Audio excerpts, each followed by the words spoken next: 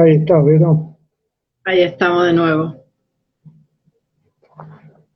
Sí, la última pregunta se cortó cuando dijiste que, ¿cómo fue la pregunta que nos motivó? Sí, ¿de dónde aparece la necesidad?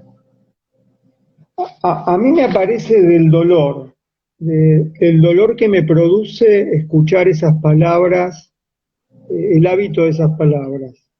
Lo primero fue el dolor por las palabras diagnósticas, las que se usan como sentencias, las llamaría así, sentencias psicopatológicas, como heridas de la nominación, nombres que hieren, incluso nombres que hieren, a veces usados por, por, por sensibilidades muy cercanas, como a mí, por ejemplo, me hirió escuchar el primer programa de la peor de, la peor de todas, hablar sobre los perversos. Esa frase, es decir, llamar a algunas existencias perversas me parece que es una reducción, un simplismo, incluso una canallada a esta altura, ¿no? No haber revisado esos modos de confiscar vidas.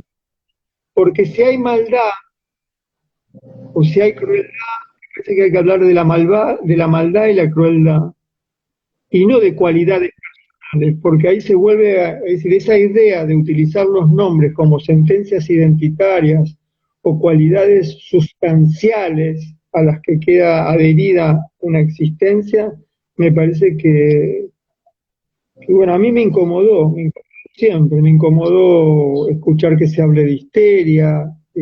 Bueno, las mujeres se tendrían que haber sentido incomodadas mucho antes por esa confiscación de la fuerza porque es eso, confiscación de la fuerza, confiscación de la potencia, confiscación en el sentido de encarcelación, de arrebato, de robo de esa potencia que ejercía la palabra histeria, que básicamente es una histérica. Y es una histérica, bueno, esa frase, ahí está la idea de la sentencia identitaria, el verbo ser. Entonces hay como una incomodidad. ¿Por qué nos escucha raro que alguien diga los perversos patitas a la calle de un grupo? ¿Por qué quien lo dice con esa habituación? Tal vez quien lo dice toma autores que en ese momento hablaban así, que son autores muy queridos como Alfredo Mofato, Enrique Pillón Rivière. Sí, en la década del 60, en la Argentina y en el mundo, y todavía hoy, lamentablemente hoy, se hablaba así. A mí me parece que, por ejemplo, un ejercicio para hacer entre nosotros. Eh, pasa lo mismo si se dice sujeto que si se dice sujeción. Es decir, ahí donde, probemos, hagamos la experiencia, ahí donde se dice automáticamente habla un sujeto, ¿qué pasa si decimos hablan estados de sujeción? O con la idea de grupos. Es decir, parece que no hablamos de grupos porque hablamos de estar en común. Pero algo cambia, ¿no? Porque el grupo parece que ya sabemos qué es. Y el estar en común realmente es una gran pregunta. Y más todavía, ¿qué pasa si en lugar de decir grupos decimos cercanías y distancias en un común estar? Bueno, ahí se introduce, claro, suena raro, es mucho más tranquilizador decir que vamos a hablar de grupos. Cercanías y distancias en un común estar. A mí me parece, a mí me llena de alegría ese último enunciado. Yo no digo que haya que hablar así, porque leí la idea, apareció la palabra imponer otra lengua o imponer otro modo de hablar, ¿no? no se trata, se trata de contagiar la alegría, de desprendernos de esas formas de hablar que tanto duelen. Por ejemplo, sigo trabajando mucho en los procesos de salida de los manicomios y en la vida después de los manicomios. A mí me duele que se siga hablando de psicosis, que se diga de alguien que es un psicótico, porque no puede, es decir, no se puede negar que tiene la fuerza de un insulto, de un desprecio. Entonces, es raro de decir que hablan demasías, es raro. Pero a mí me da alegría la palabra demasías, porque esas existencias viven en estado de demasía. Y no lo digo poéticamente, porque también no me gusta la idea de la poesía como el hablar bonito.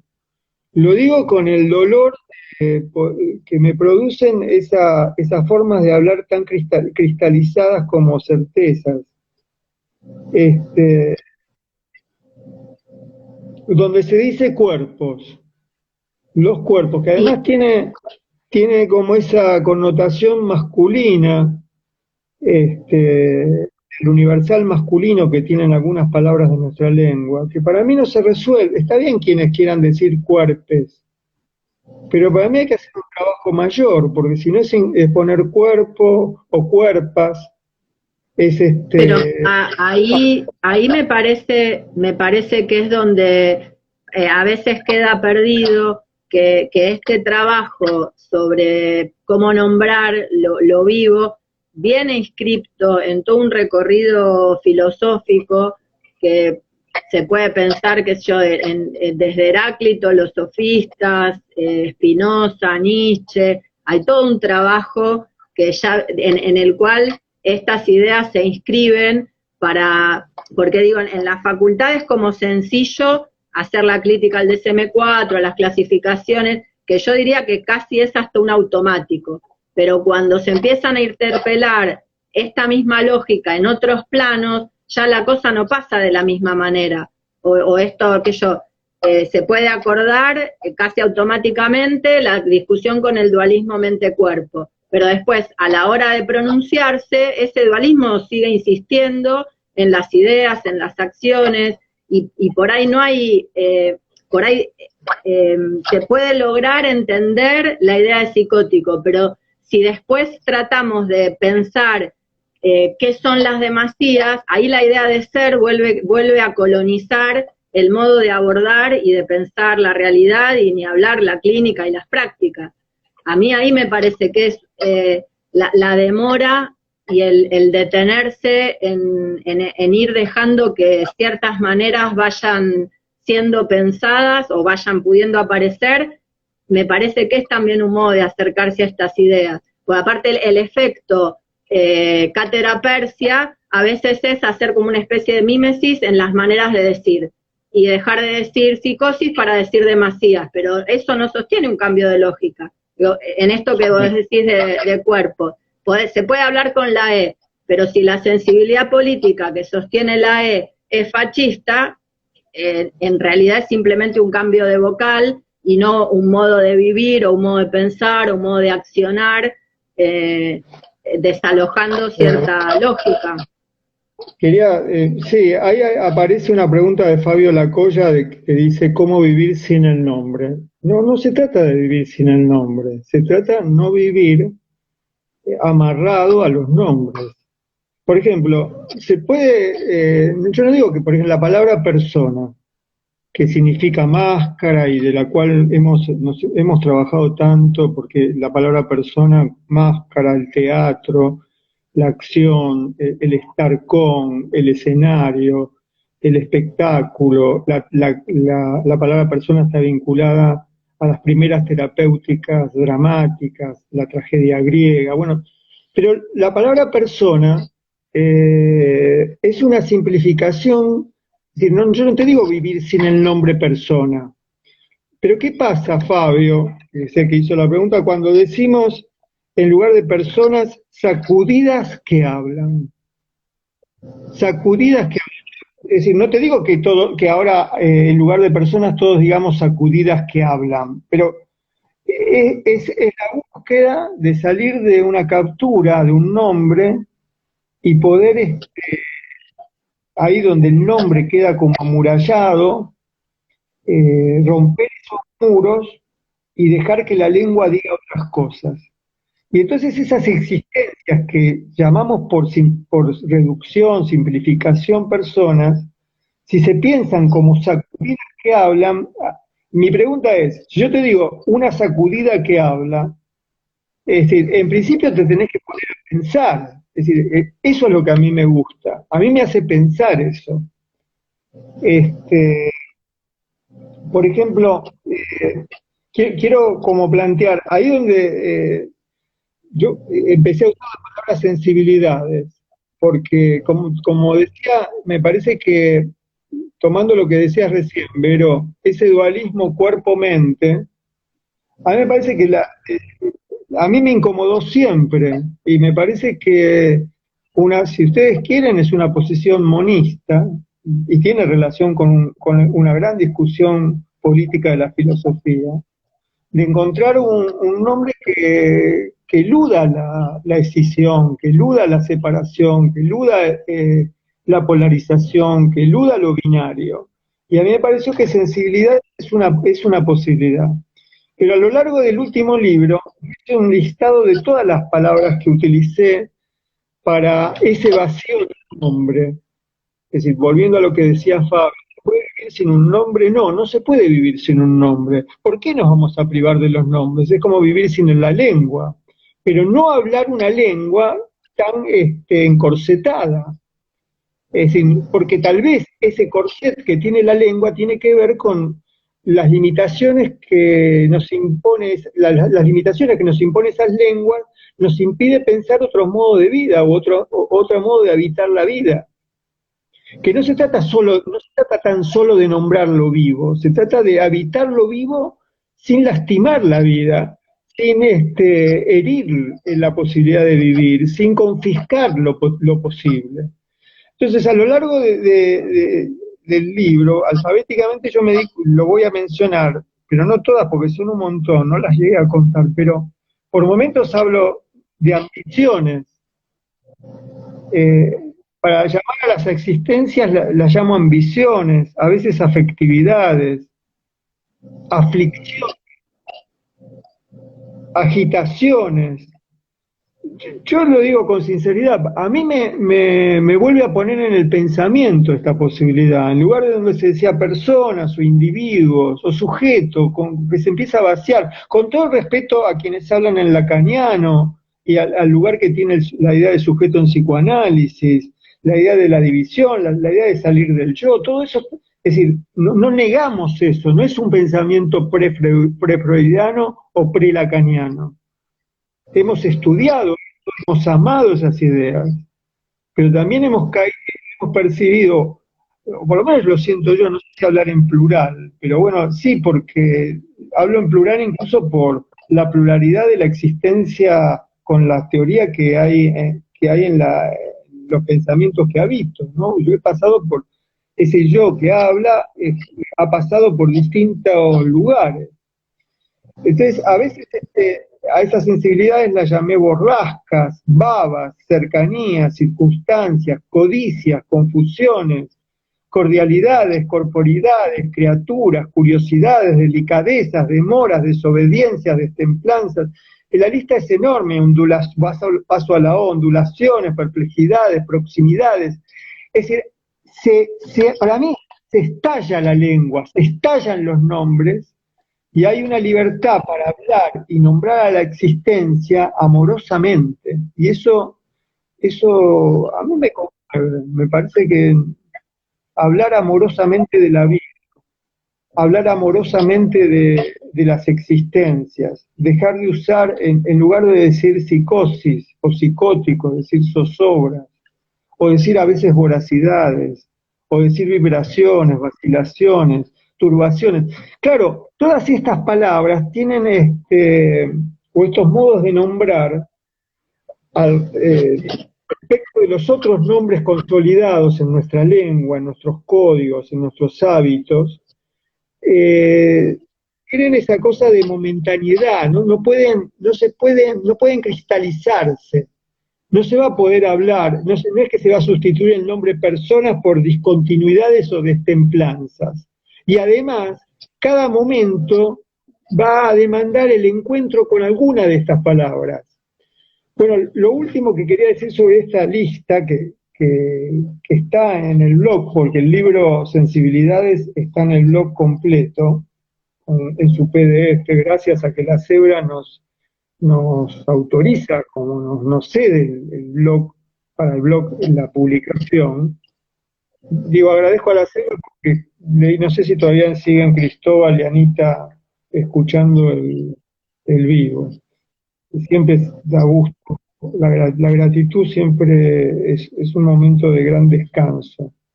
Decir gracias. Van a ver este listado. Hay otro trabajo que es que los nombres elegidos tienen la forma del género femenino. Inocencia, fragilidades, tomo al azar, todas tienen, es decir, los modos de nombrar, y ahí hay una treta de la debilidad, hay una astucia, si ustedes quieren, y al mismo tiempo un intento de desprendimiento del universal masculino en los modos de hablar y escribir. Y eso también me parece, por ahí le da una rareza, hay un trabajo de selección de palabras, y hay una decisión de no tomar otras palabras. Por ejemplo, para hablar de la crueldad utilizo daño, porque me parece que el uso masculino de la palabra daño le da una materialidad, una organicidad a la crueldad, porque la crueldad está entramada con lo masculino, está entramada con un habla patriarcal. Entonces en todas esas rarezas hay muchas decisiones políticas, conceptuales, y todas nacen, me alargué con la respuesta, pero todas nacen de la incomodidad y del dolor.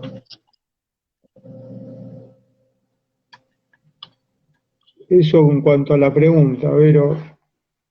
Sí, a mí me parecía importante porque también son ideas que están fuertemente incrustadas y pensadas a partir de la incomodidad en las prácticas, porque si no también suele pasar que muchos de estos pensamientos a veces quedan en planos tan abstractos que a mi gusto no se hace, hasta podría decirse, no se hace justicia con esos pensamientos, porque son conceptos que están pensados al servicio de las prácticas, de lo concreto, de lo que va pasando.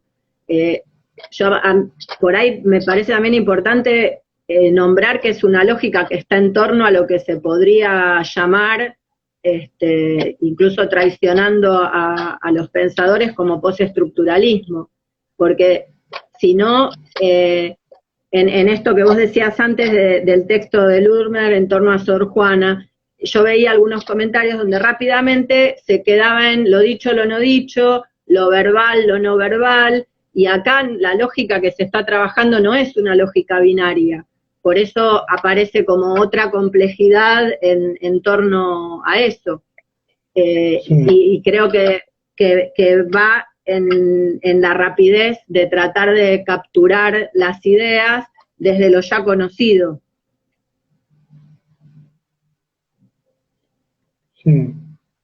Ahí alguien dice justo lo raro y lo solitario. La rareza, yo dejaría de hablar de lo raro, porque para mí la rareza, el derecho, de hecho en el libro se plantea el derecho a la rareza, porque las demasías demandan el derecho a la rareza. Sí, lo raro es una atribución desde las normalidades hacia eso que no logran capturar. Digo, en eso el derecho a la rareza es un derecho performativo, como decía, que es una buena noticia. Sí, no, las normalidades no es que no lo logran capturar, lo capturan bajo la forma de lo raro. Al llamarlo Sí, raro, le dan un lugar dentro de las normalidades. Está la mayoría y la minoría. Por eso en el libro de las demasías hay la idea de una clínica minoritaria, de una clínica menor, tomando la idea de Deleuze y Guattari. Este, pero ahí había una pregunta sobre lo raro y la soledad. A mí me parece que las rarezas viven esas soledades de estar fuera de la normalidad. A veces nos sentimos amparados, abrazados, cuidados, protegidos en las normalidades, pero a veces esas mismas normalidades que nos protegen este, también nos limitan la existencia, limitan otras potencias, limitan otros modos del erotismo, otros modos de la sexualidad, otros modos que salen de las formas identitarias clasificadas. O sea que hay una soledad de las rarezas que es el costo que le quieren hacer pagar a las rarezas no normalizadas, las normalidades. Pero esa soledad también es una soledad habitada. A veces el sentir esas soledades no es una mala noticia, ¿no? Porque es las soledades que se aproximan por fuera de la normalidad. Hay un fuego que abraza o que da calor por fuera de las normalidades. Este, hay un fuego, ¿no? Hay un calor. Yo no diría que fuera de las normalidades se corre el riesgo de perecer. Me parece hoy que hoy tendríamos que decir, yo siento más riesgo de perecer dentro de las lógicas de la normalidad, de perecer en el sentido de seguir existiendo sin entusiasmo, seguir existiendo sin entusiasmos que se liberen de lo previsto.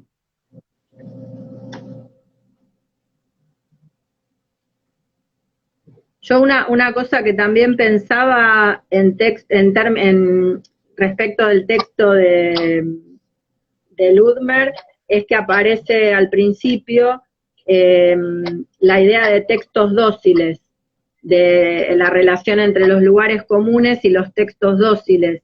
Y después pensaba que la lógica con la que se escriben estas ideas en relación a lo que Foucault, Deleuze, Guattari, Blanchot, todo ese grupete de franceses y varios pensamientos latinoamericanos, aparece la discusión con el platonismo y como aparecen presentados, yo pensaba que se pueden considerar como textos indóciles, que son esos que se resisten al resumen y que se resisten también a armar como rápidamente una definición.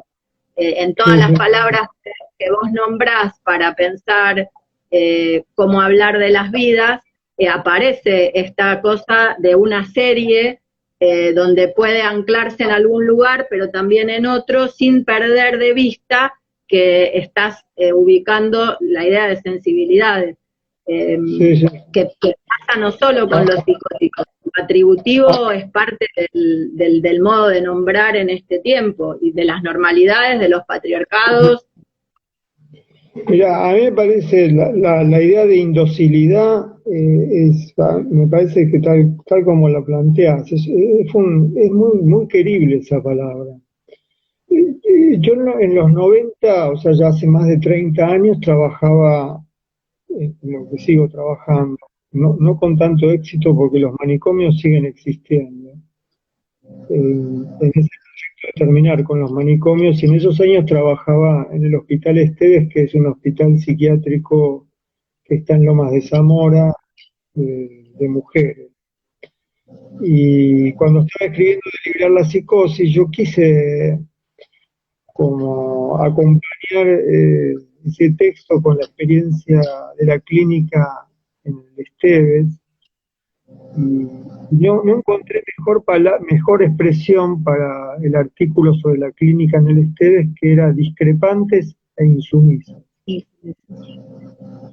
A mí todavía hoy me emociona, porque no hice ese texto, ese título, y bueno, y ese título marca mucho el contenido del texto, fue la gratitud que yo tuve en todos esos años de hacer clínica en el Esteves con esas mujeres.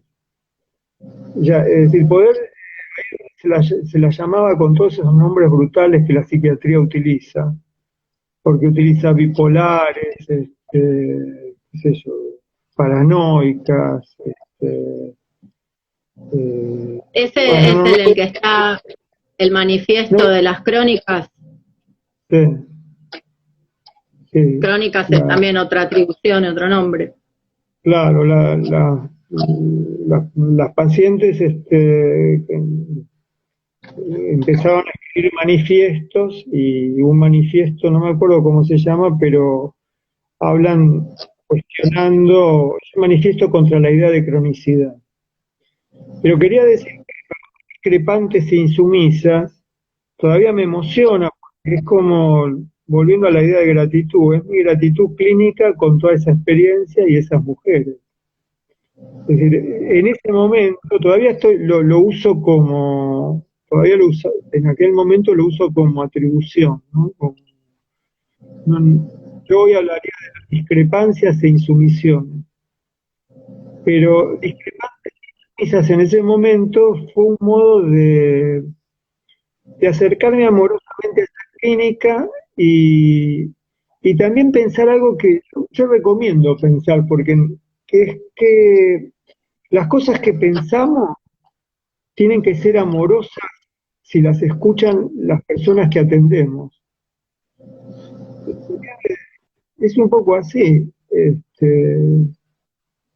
A mí no me gustaría que de mí hablen con esas categorías, no voy a dar ayuda, ¿no? ¿Cómo me podrían nombrar con las categorías psicopatológicas?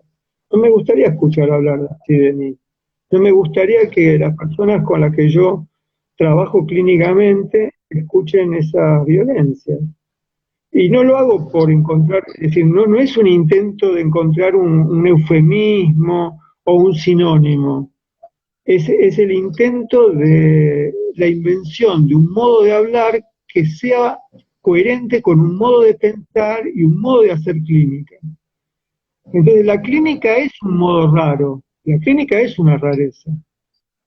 Hay que inyectarle a esa rareza, me parece que el deseo amoroso, insisto con lo amoroso hoy, ¿no? Porque hay una amorosidad en el hablar y en el nombrar. Entonces, a la pregunta, ¿se puede vivir sin nombrar, sin nombres? ¿Se puede vivir sin nombres? No se puede vivir sin nombres, pero se puede decidir no vivir solo con nombres codificados. Se puede decidir nombrar la vida amorosamente. Y eso es una decisión política.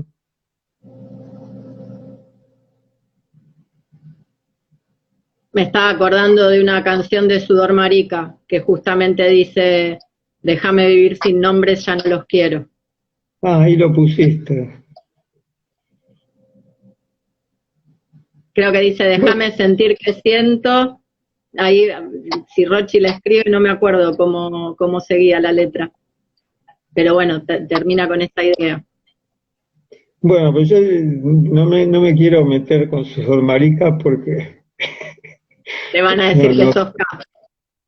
No, es un temazo, como alguien dice ahí, pero yo en este contexto, digamos, así como usé discrepantes e insumisas, y me parece que sigue siendo un buen título, se puede decir, déjame vivir sin nombres, pero yo diría, déjame vivir sin esos nombres, ¿no? En este contexto de la conversación. Sin los nombres que nos lastiman, sin los nombres que nos limitan, sin los nombres que nos impiden pensar. Déjame vivir sin esos nombres yo ya no los quiero. Como tampoco quiero la palabra humanidad. Alguien citó a Susie Shock, Me parece que hay que hacer un esfuerzo por ver, porque el problema de decir no uso esa palabra es muy grande, porque hay que trabajar en la invención de otros territorios, de otros modos de hablar. Pero Este, ahí es donde me parece que estas ideas se encuentran en esta época y en este momento exactamente como otras condiciones de posibilidad y de recepción, porque es un momento como para pensar cómo queremos vivir en este mundo así como está. Yo con Córdoba y los alrededores prendido fuego, con todo lo, digamos, mañana en la marcha de Gatillo Fácil hay más de 92 asesinatos hechos en pandemia, el cuerpo de Facundo sin saber si es ese cuerpo o no, madres que tienen, digo, es como un desastre y es un buen momento como para ver si nos animamos al borde del apocalipsis, a ver si somos capaces de inventar otras formas y no repetir las ya conocidas. Tanto y fuertemente desde las resistencias o desde las luchas. Sí, vos sabés que antes de empezar la clase, y ya vamos terminando porque son las 11, yo pensé que qué difícil es darse a la clase con todo lo que está pasando, ¿no? Hay un momento antes de entrar al Instagram, antes de que te llamen para hablar, que no sé, se vacía, ¿no? Uno dice, bueno, y si no damos hoy el Instagram, no hacemos el vivo, porque qué difícil es entregarse con todo lo que está pasando. Al mismo tiempo, cuánta necesidad tenemos de estos minutos de complicidad, de estos minutos de cercanía, que sabemos que son efímeras y llenas de equívocos, ¿no? Pero el estar en común en la clase como un estar en común es tan imprescindible. Que bueno, finalmente hicimos el vivo. Sí, sí. Y Bueno, por ahí podemos hacer algo para que el mundo ruede de otra manera. bueno, ¿cómo cerramos? No sé, hasta la semana que viene, no tengo idea. A ver, alguien que nos tire una línea de despedida. Ay, por ahí la gratitud, ahí que Claudio está poniendo gracias, por ahí la gratitud, porque el chat acompaña, amigas en la previa acompañan, mensajes durante acompañan, y como vos solés decir, la gratitud es eso que los poderes todavía no pueden gobernar. Bueno, la próxima viene alguien a cantar la canción. Yo me siento, por ahí Vero la puede cantar, yo no puedo. Yo soy malísima cantando. Yo te canto si toca Sudor o alguna banda amiga, Amor y Anarquía o alguna banda amiga. Bueno, la seguimos el miércoles próximo y bueno, nosotros también gracias por acompañarnos en la conversación. Dale, Un gracias. beso. Chao. Hasta luego. Chau, chau.